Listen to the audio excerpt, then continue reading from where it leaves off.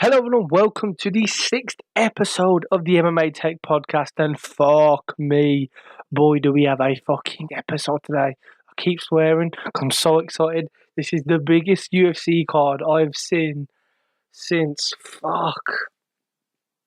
I don't know, maybe last year's Madison Square Garden card, the 217, but fucking hell, this is just legit 12 fights that, okay, maybe not 12, maybe like 11 or 10. Just fights that I want to watch. I want to watch every single one of these. I want my eyes to hurt. I want to be so drunk at the end of the night that I can't remember what happened in the main event. It is going to be fucking amazing, and I cannot wait. But, let's chill the fuck out. I want to thank everyone for tuning in.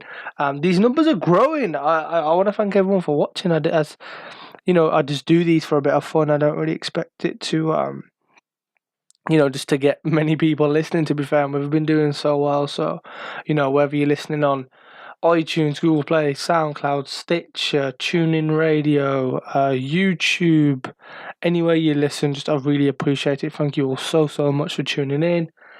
And enough of the soppy shit. I suppose we crack on, and because we've got a fucking shitload to talk about. First thing I want to quickly talk about, real quick, is Marlon Moraes. Jesus Christ, that guy. I was wrong. I was wrong, and I was fucking wrong. I'm not gonna lie. I didn't expect that to happen in 33 seconds of the very first round. There's not really much to break down in that fight, bar that head kick, and what a fucking head kick it was. Really, that was vicious as it gets. Clean knockout, and you gotta think. After that fight, after the Aljamain Sterling knockout, two big knockouts in the top 10 or top 5. I don't know where Aljo's ranked. Maybe top 10. You got to be thinking that guy deserves a shot at the title. But obviously, you've got the whole TJ and got Cody rematch going on August the 4th in LA, UFC 228, I think it is. So obviously, I've got to see what happens there. And, you got Rafael Assunção, who is ranked second in the division, fighting Joe Font, who's 8th in the division, in a few weeks or so. I can't remember the exact date, but it's coming up by the June, July time, so not that far away. So I suppose you could just wait to see what happens in that fight and then go from there. It doesn't make a lot of sense just to see what happens in between that fight, and potentially just do Rafael Assunção versus Marlon Moraes. That's just going to be a fantastic fight. That'd be a barn burner of a fight. It did happen before. I'm sure it did happen before.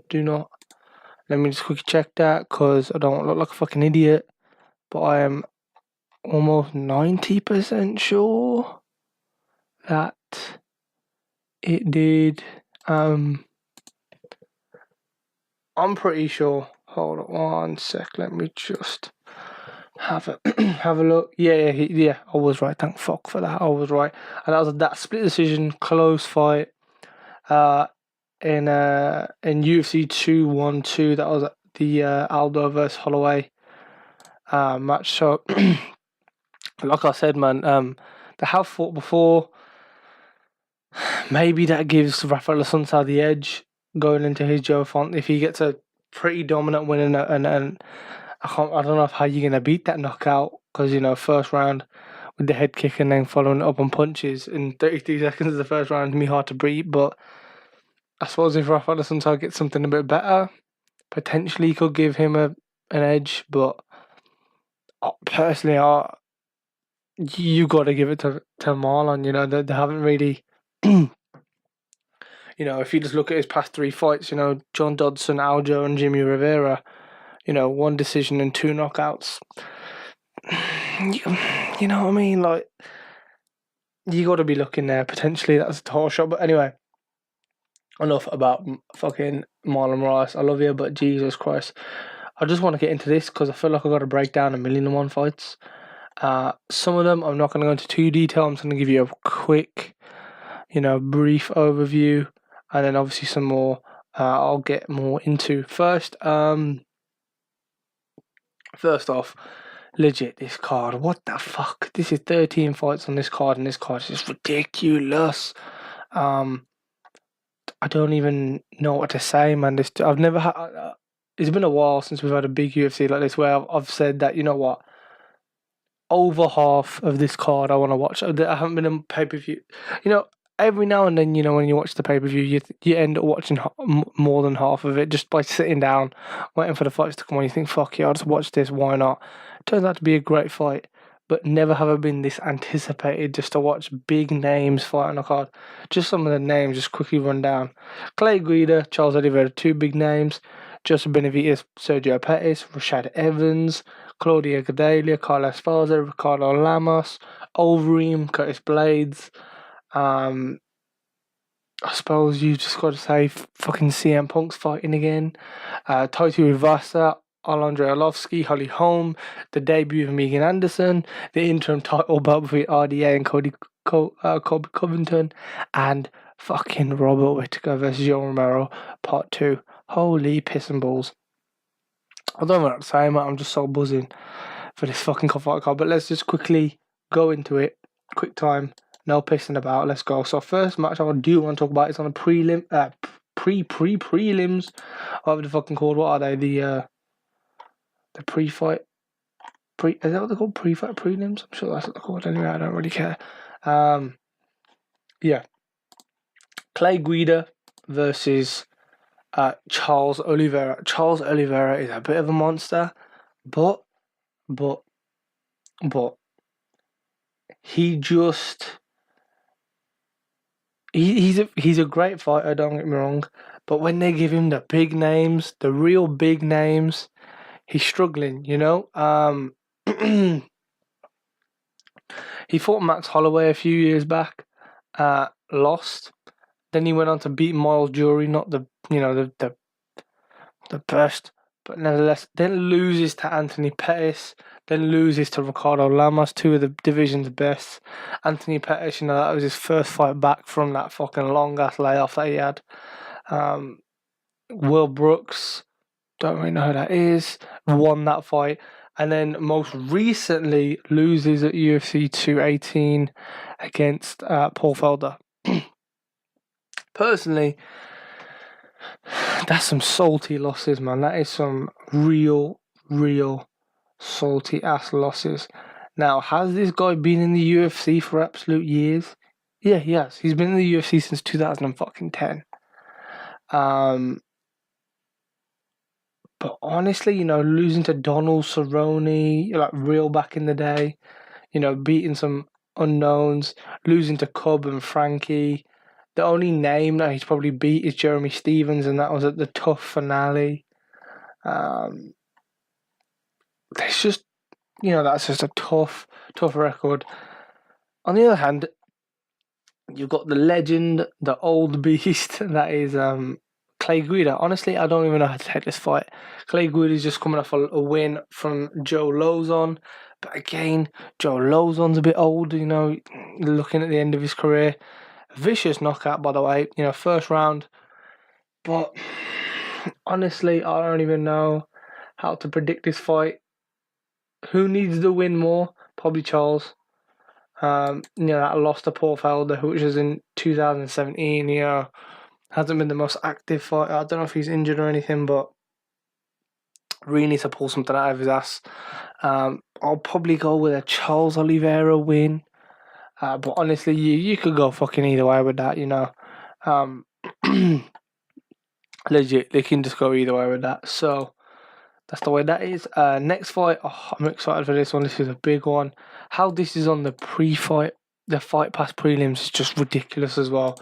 We've got Joseph fucking Benavidez versus Sergio Pettis. Just a major fight for the bantamweight division. You know, Joseph Benavidez, fantastic fighter. You know, one of the bantamweight division's best. I keep saying, but they're not bantamweights; they're fucking flyweights. I apologize. One of the flyweights best. Very long ass layoff though. You know, his last fight was on December 3rd, 2016. So you're looking at well over 1.5 years maybe. And Sergio Pettis, most recently losing to Henry Cejudo at the end of last year, in December last year. And honestly, pretty similar, like I was saying before, like with Charles Oliveira. It's just, Sergio Pettis, when he comes against the big boys, the top 3, top 4, top 5 ranked, he really does struggle. But again, that Henry Cejudo loss, it was just a wrestle fest. All Henry Cejudo do was take him down the whole time. Very boring fight, I'll admit that. Obviously Sergio wanted to stand up with him, and Henry didn't really, give him much opportunity to. I literally have to say Sergio Pettis just purely because of the fact that Henry hasn't. I'm going to say Sergio Pettis just the fact that Benavidez hasn't fought in so long. Sergio Pettis fought recently, got to be frustrated with that last loss. Got a fantastic camp anyway. I just feel it makes sense, really. It's going to be a fun fight. It's going to be a hell of a fight. Don't get me wrong, it'll be one of the most funnest fights. I think both men will look to potentially stand up, but that depends how Joseph's feeling. Joe taking a long layoff, he might look to take him down and look for the wrestle and maybe even for a sub. Either way, I think I'm going to go Sergio Pettis. Go in the distance. I know it's only a 15-minute fight, but if you haven't fought for 1.5 years, you're going to struggle in a 15-round fight. And I'll probably just take Sergio Pettis just purely on the decision win and nothing more than that, really. And next you got Rashad Evans versus Anthony Smith. Not really going to break it down into this too much to spar. Rashad Evans, the fighting on the pre-fight prelims. And honestly, struggle city for Rashad Evans. His last win was in 2013, and that was against Chael Sonnen. After that, he fought in 2015 and lost to Ryan Bader, lost to Glover Teixeira in 2016, lost to Daniel Kelly in 2017, and then also in 2017 lost to smiling Sam Alvey. Anthony Smith, do not know much about this guy, to be fair. Beaten an old person, a pretty high rated but old person pretty recently too. He fought Hector Lombard in September 2012, and then beat Hector Lombard via knockout in the 3rd round. So pretty interesting. But then in his most recent fight, loses to Thiago Santos via TKO in the 2nd round. And that was earlier this year, February 2018. So, honestly, fucking hell, I don't know. Honestly, I'll probably just go with this Anthony Smith guy. I don't know much about him, I'll be honest. Do not get me wrong, but just because Rashad Evans is so old in the paint and just he's been doing it for years and years, and just 4 losses in a row. Hasn't won since 2013. Almost basically 5 years ago. I've got Anthony Smith and that, and probably has the capability to knock out Rashad Evans as well. So yeah, in the next fight we're going to talk about. Oh God, just talk about another amazing fight. I feel like I'm doing the same thing over and over again, just amazing fight after amazing fight. But yeah, next fight we've got Claudia Gadelha versus Carla Esparza. Personally, I think if Claudia wins this fight, she has to be the next to fight Rose. It just makes sense. Quickly just going on the UFC rankings real quick. Again, I know they don't really matter too much, but the UFC seems to use them a shitload. So, quickly, women's. Where are you? Women's straw. Yeah, so the women's strawweight. Oh wait, okay. Then again, you've got Jessica Andrade. Is Jessica Andrade fighting anytime soon? Is she? No, she's not. Okay, you know what? Maybe not the next. But okay. Let me just chill out. Let me chill out. I'm too excited. I just need to chill out. Claudia Gadelha, first things first. Last fight a year ago, September 17, lost to Jessica Andrade. She's always struggled against Joanna, but that win against Karolina Kowalkiewicz really did show me that Claudia Gadelha is probably one of this division's best. And Jessica Andrade, she just is a better fighter. She's a pit bull, she's a beast. That fight was a fantastic fight. It went all 3 rounds. It was decision lost to Jessica Andrade. No shame in that though. Jessica Andrade is an absolute beast and should be getting the next title shot. Unless Claudia wins this and they want to go with the rematch between her and Andrade again for the who gets the next shot of the belt at Rose. But on the other hand, we've got Carla Esparza, absolute beast in her own right. Was the winner of the Ultimate Fighter 20. Has beaten the likes of Beck Rollins, beaten current champion Rose Namajunas. Most recently beating Cynthia Calvillo at the end of last year, in December 2017. Notable losses, obviously that Joanna loss via knockout was just vicious, but that was Joanna and Joanna in her prime, so you can't really say much about that. But to beat Rose Namajunas is a big bout, and to beat an up and comer like Cynthia Calvillo as well, pretty impressive. Honestly, this is a much closer fight than you'd think. I don't know how people could take in this fight, but personally, I straight away looked and go, Claudia Gadelha all day. She's got better striking, better jiu-jitsu, better on the ground, surely. But Carla Esparza just finds a way to win. She grinds out these decision wins like there's no tomorrow. She is pretty decent on the floor, on ground as well. A couple of submissions wins, but they were very early on in her career. And hasn't really had a submission since the Rose Namajunas win, which was in 2014, so a while ago. But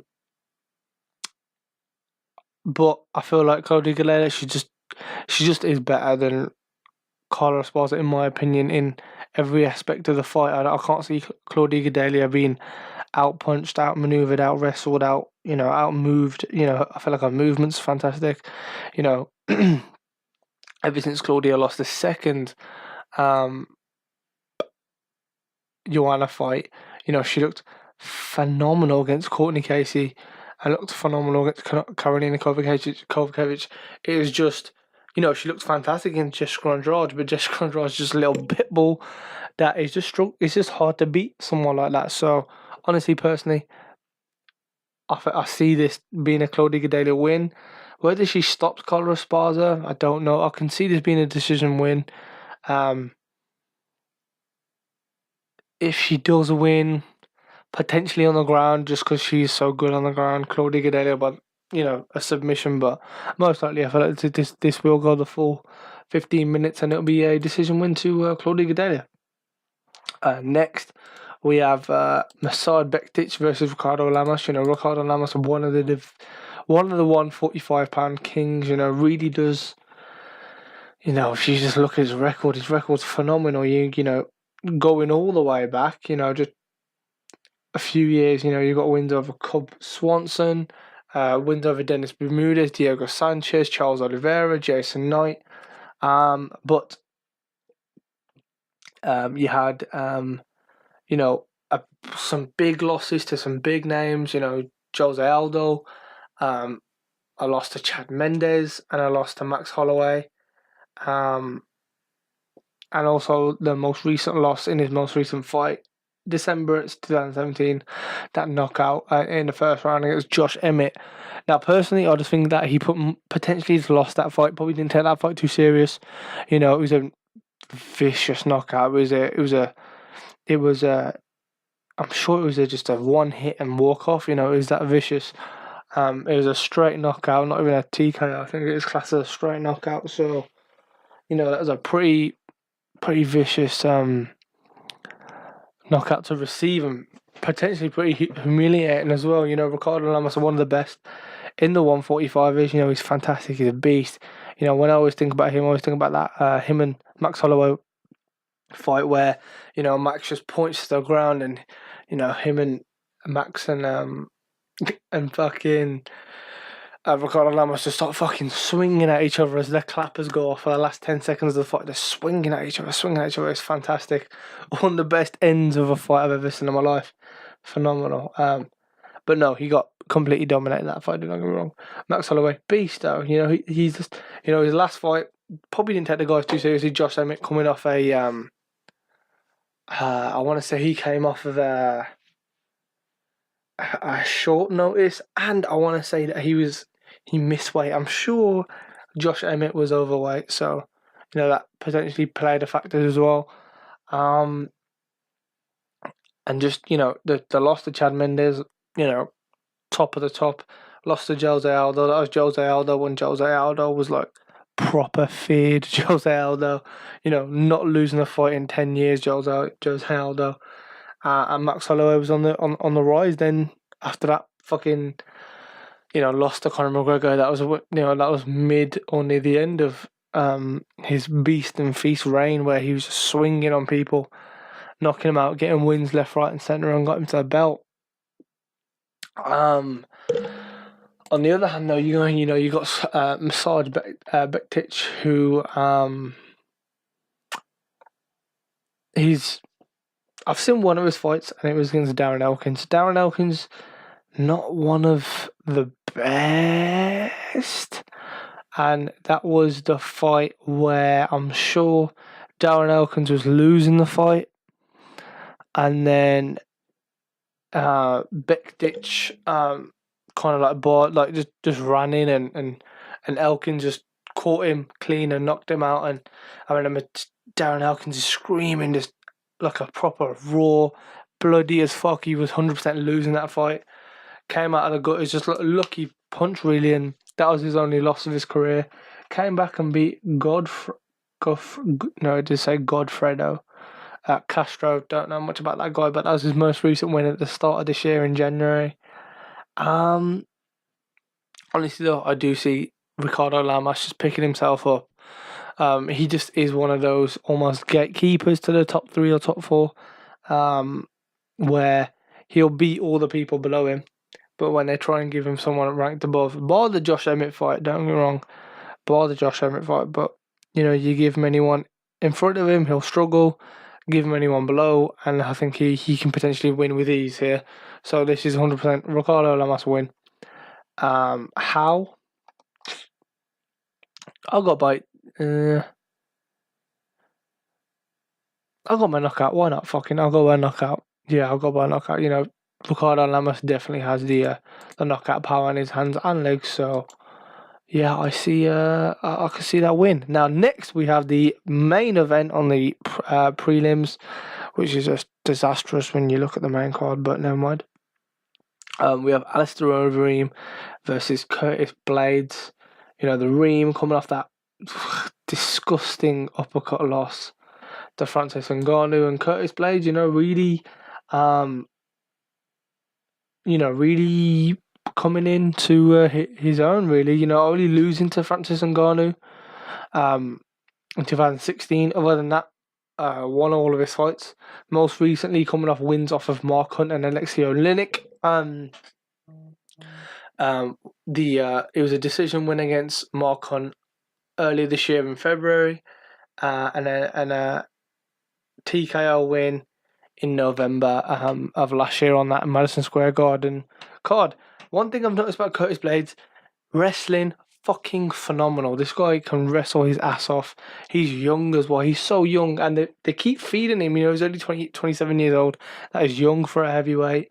And Lexi Olenek, old as fuck, just outpaced him. He's just that quicker, younger, faster guy who's just got more energy, more power.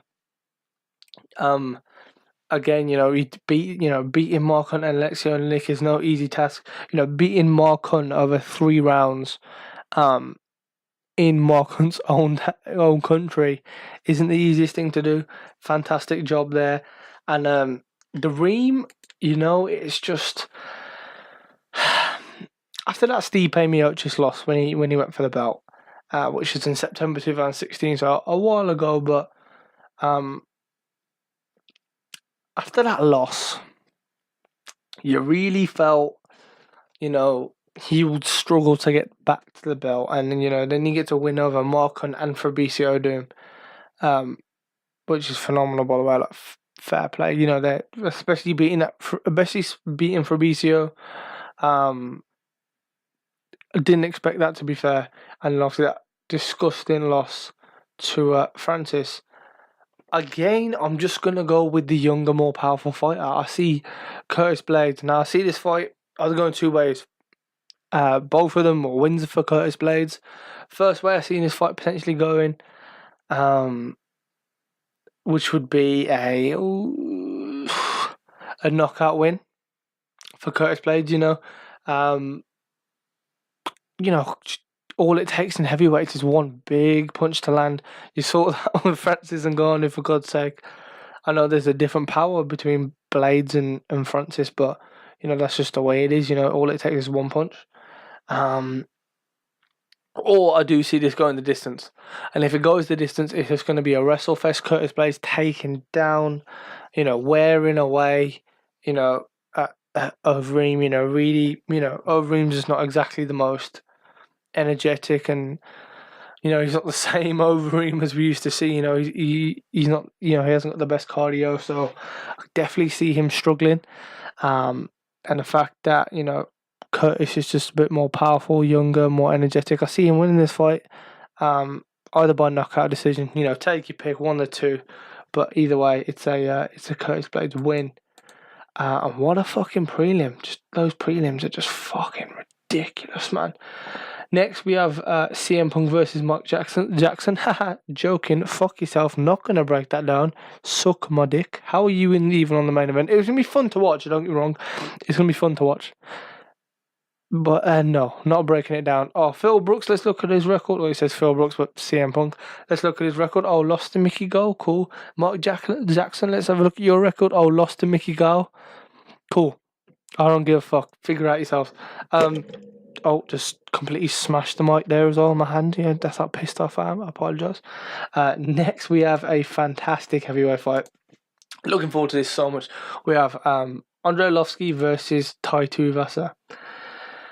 Now, if the name Tai Tuivasa rings a bell, is that guy who fought on UFC 221, which was the Romero Rockhold fight in Australia, which is a fun fight, and he won via knockout, and then did the shoey, which is drinking beer out of someone's shoe.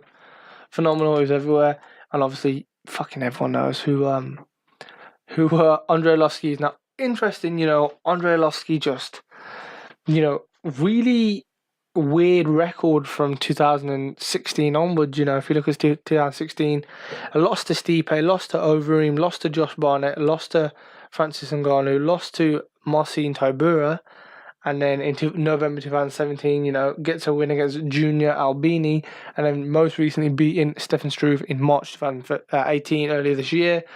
Decision win, wasn't the best. Both of those past wins were decisions.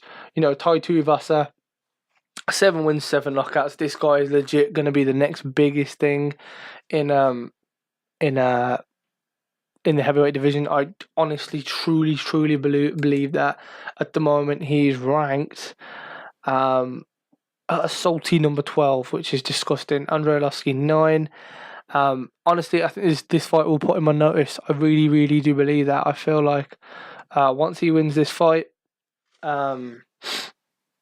yeah, once he's won this fight, that's it. It is really going to put him on notice. He'll be one of the hottest prospects. I expect his perfect record to carry on. I expect him to knock out Andrei Arlovski, potentially with ease, but I'm not going to say that. I'm just going to say he's going to knock him out. 100% he'll knock him out. Keep his perfect record. This guy is to be watched. Please do watch his fight, guys. I'm fully recommend. You're going to watch it anyway because this card's ridiculous, but I promise you, Tai Tuivasa is one to watch. Great personalities-wise, fantastic, funny to listen to. He's got his own podcast. Don't know what it's called, but go find it somewhere. He's hilarious, and he's also a fucking beast. He's a Samoan big tank, with the most vicious elbows I've ever seen in my life. He's up there with just at heavyweight. Those elbows, those hands of his, his thick thighs. If he used to be a rugby player back in the day. If you didn't know what a rugby player was, it's almost a other version of American football. Just that gets played in, that Australia, New Zealand area, and over in the UK, especially. But to play rugby, you've got to have the thickest fucking thighs. Just fat legs. His kicks they feel like someone's getting a bat and just boom, slapping it on. It's just disgusting. Watch out for this fight. It will end in a knockout. I do promise you that. And yeah, Tai Tuivasa to win by knockout and put that division on notice. He will be the next biggest thing in that division. Let me promise you that now. And next, another phenomenal fight. We're not quite. I thought we were at the co-main event, then hence the. I was like, fucking hell, co-main event. Can't wait. No. Nearly at the co-main event. Last fight we have to break down bar the next, the last non-title fight of the card that we need to break down. Holly Holm versus Megan Anderson. Honestly, I am very, very interested about this. Now, this is to make a very quick breakdown, purely because obviously it's not going to be the hardest thing to break down, really, purely because Holly Holm, ever since that Ronda Rousey win, obviously, everyone knows, hasn't been the easiest ride. Losing to Miesha Tate, losing to Valentina Shevchenko, losing to Joanna Amanda May, beating Betchko Haya, and then losing to Chris Cyborg at the end of last year. Right, let me have a quick drink of water, because fucking I need this shit. Right, my apologies. Right. Honestly, Holly Holm, as much as it hates us, pains to say, because I feel like she has the best, potentially some of the best stand-up outside of fucking Cyborg and all that, but her stand-up, she's one of the best female kickboxers in the UFC. Kickboxing alone, she's won multiple championships. She's an absolute beast at kickboxing, so, she's fantastic at stand-up, but I feel like she potentially beat Rousey, and that was a Rousey that was at the end of her fight. She was getting complacent with the fighters, just expecting to win her fights. She was going to that weird stage and obviously just loses it. On the other hand, you've got Megan Anderson, who's been begging for this opportunity for so long. It was rumoured that Megan Anderson was meant to fight Chris Cyborg on multiple occasions. Megan Anderson had been fighting very comfortably at 145 in Invicta and just been knocking bitches out left, right and centre. No disrespect to any of the girls that she fought. It's just a way that I talk.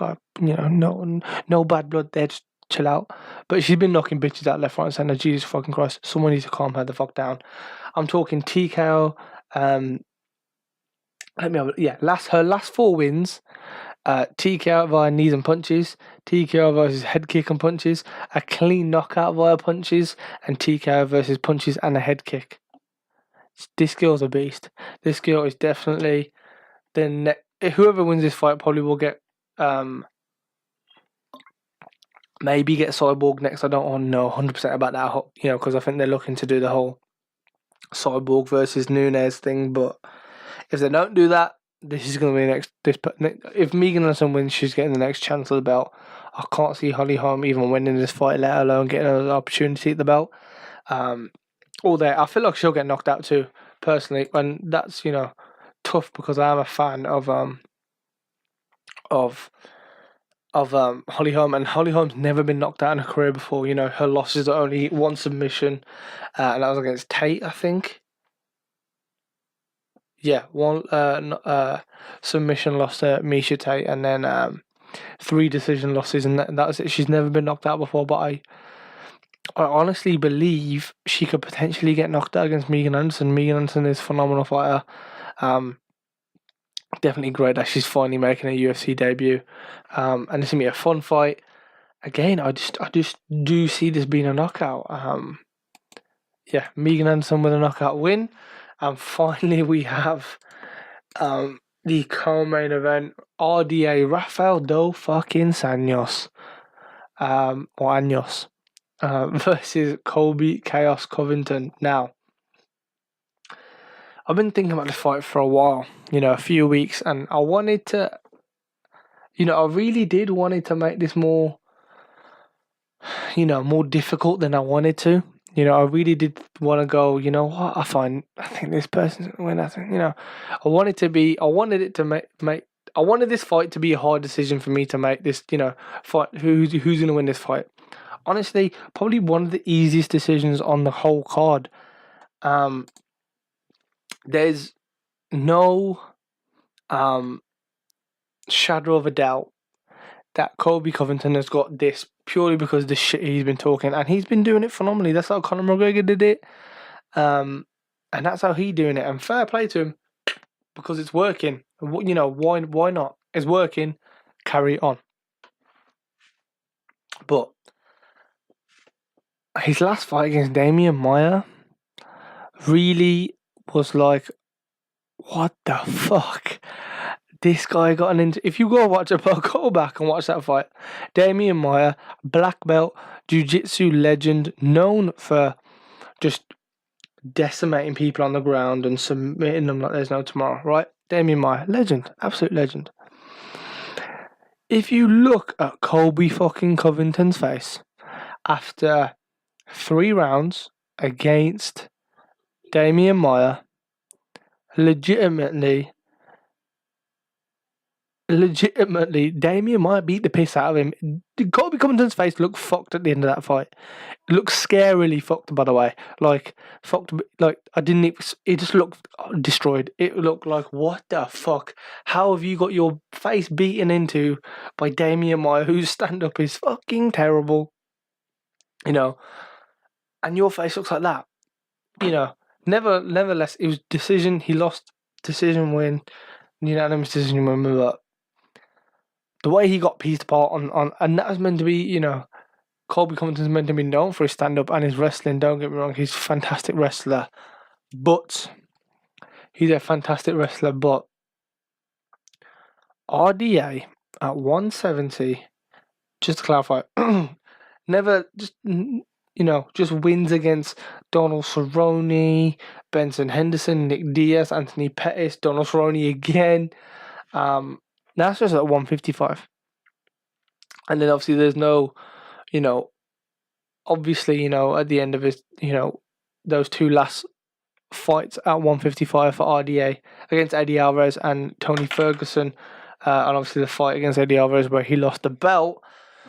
There's obviously, it's pretty fucking obvious that, he was struggling to make 155, like really struggling to make 155. Obviously, becoming a champion, he had to become, he had to get bang on 155. Otherwise, it's not a championship fight or something like that. You have to get bang on 155 or under, obviously, nothing over. So, that probably played a part of it potentially. But then, goes up to 170, beats this name that I don't really know, via just a decision win, then goes and submits Neil Magny, who is phenomenal in his own right, and then goes and beats the piss out of Robbie Lawler for 5 rounds. Now that's not easy to do, and bearing in mind this is Robbie Lawler that just beat Donald Cerrone not long before that, pretty convincingly, and then comes into this fight, and RDA just absolutely bombs him. Fantastic. Oh, honestly, that fight just showed me RDA has amazing striking, amazing jiu-jitsu, fantastic wrestling, even fucking wrestling in terms of defense, like, you know, stuffing takedowns and takedown defense.